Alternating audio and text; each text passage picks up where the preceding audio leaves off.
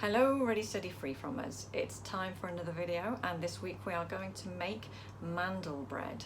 Now the version I'm going to make isn't dairy free, but I'm sure that you can switch the butter for ghee and it would work just as well. So and possibly even coconut oil. So let's get cooking. Now in here I have 5 cups of ground almonds, and obviously there's versions of almond flour that you could use. This is quite, for an almond flour, this is quite coarse.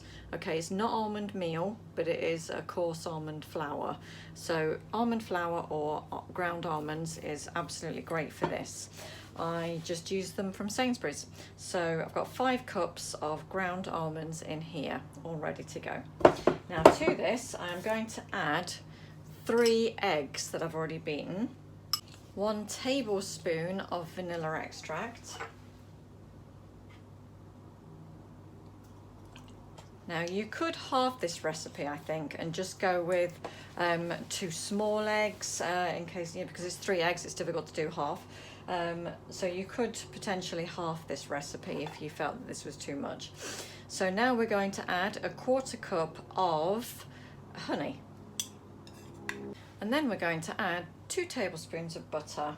Now if you are going to switch to ghee or to coconut oil, I would use the same amount. So 2 tablespoons of butter. And as you can see, I'm not melting it, I'm just taking it straight from the butter dish, which in itself is quite soft anyway. So it's quite hot here today. So I'm just going to combine this with my fork to start off with, and then I'm going to get my hands stuck in there. Now if you didn't want to do this with your hands, if you don't like doing that kind of thing, you could always do it in the food processor. So I've got the gooeyest bit done. Okay, so I'm going to get my hands stuck in there now and mix all these ingredients together.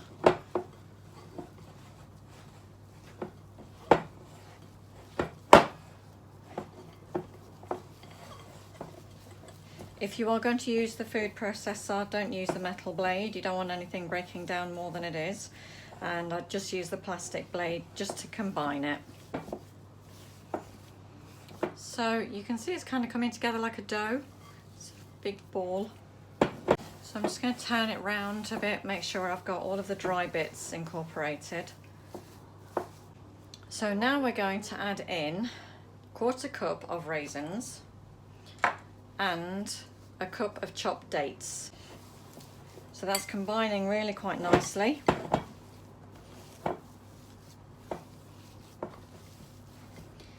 You can see it's almost like a fruit bread, lots of fruit in it.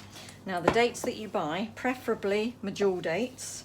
If you can't get medjool dates or you can't afford them because they are quite expensive, then you can just get regular dates, but make sure they're not candied. Make sure they're not in any sugar at all. So you can normally get hold of them quite easily. So this mixture is quite stiff now. Moving the dish around quite a lot. And I want to get a fairly even distribution of the fruit. So there we go. Now what we're going to do is we're going to pop it into the pan and spread it out. Okay, so this is the pan I'm going to use. So it's a nice size one. And we're going to drizzle honey on the very bottom of the tray. So we're just going to drizzle it across like this, across the tray. Okay, and then we're going to sprinkle cinnamon. These are optional extras, by the way, you don't have to do this. So we're going to sprinkle cinnamon across the base before we've even put the mix on.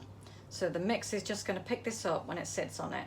Okay, so you can see there, you've got the honey just drizzled all across. I've probably used about 1 tablespoon, maybe a little bit more, and just sprinkled some cinnamon across. It's very much down to personal taste, so if you want a little bit, have a little bit. If you only want to do it on the top or not at all, it's really up to you. So we're now going to take the mixture and place it onto the tray and then kind of flatten it out so that it's fairly even.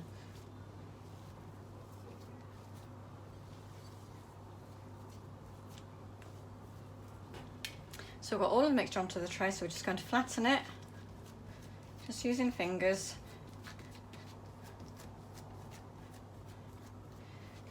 Now I think traditionally you have kind of a loaf shape with the mandel bread.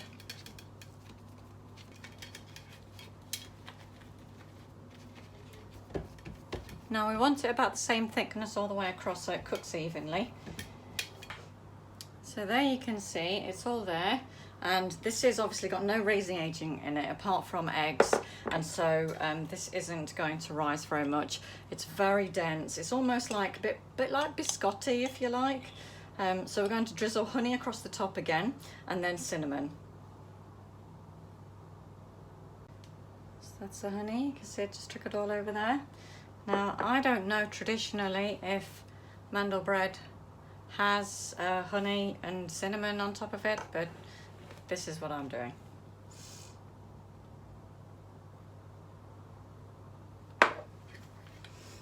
Okay, so there you can see it's all across the top. This is probably about 3/4 of an inch thick, I'm gonna guess. So about almost 2 centimeters. Now I'm going to bake it in the oven for 20 minutes at temperature 350. Okay, so I've just taken it out the oven, so you can see it there. So it's nice and browning at the edges. We do need to slice it here while it's hot. So we're going to slice it in approximately 1 centimeter slices, and then we're going to put it back in the oven for 10 minutes because we want it to dry out some.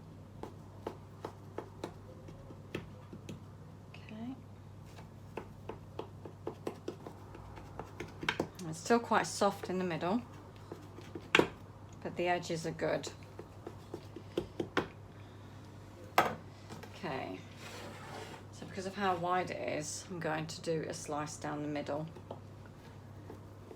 Now this just freeze great, so you can see here we're going to have quite a few snacks tucked away. So for the 5 cups of flour that we used, we're going to get quite a bit out of it. It's going to last quite a while. So I'm going to pop it back in the oven now, same temperature, for another 10 minutes. So it's out of the oven for the second time. So all in all, it's been in the oven for half an hour, which is about right for this type of bake. Okay, so we're going to leave it to cool now, and then we'll do the cheeky taste test. Okay, so we're back now and it's cooled and we're ready to do the cheeky taste test. So I've got a piece here. I'm just going to show you. You can see those lovely chunky bits of dates and raisins in there. It looks fab.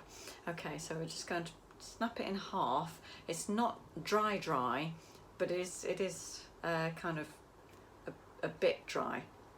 It's not very sweet, despite putting the honey on the bottom and on the top and some in the recipe. It's not very sweet. So we're just going to do a cheeky taste test.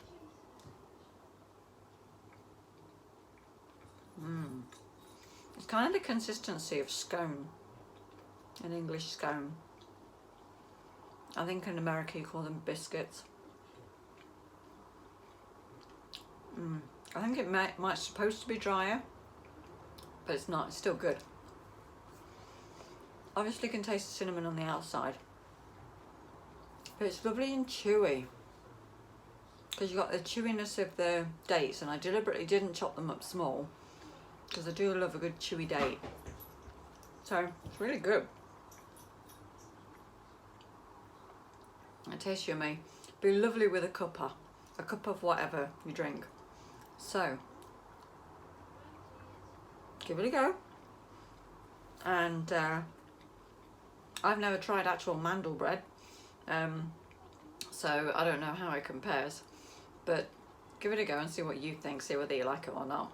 I really like it. It's a lovely snack to have, and I will pop it into the freezer where I guess it will harden up and be a bit more crispy and crunchy maybe. And special thanks to Jeffrey Berger of the Specific Carbohydrate Diet and Breaking the Vicious Cycle community group on Facebook for sharing this recipe with me and with all of you, because he's also done a YouTube video on it, which you can check out on YouTube. He has his own videos as well. So this is a wonderful recipe. Give it a go, and I will see you next time in the kitchen.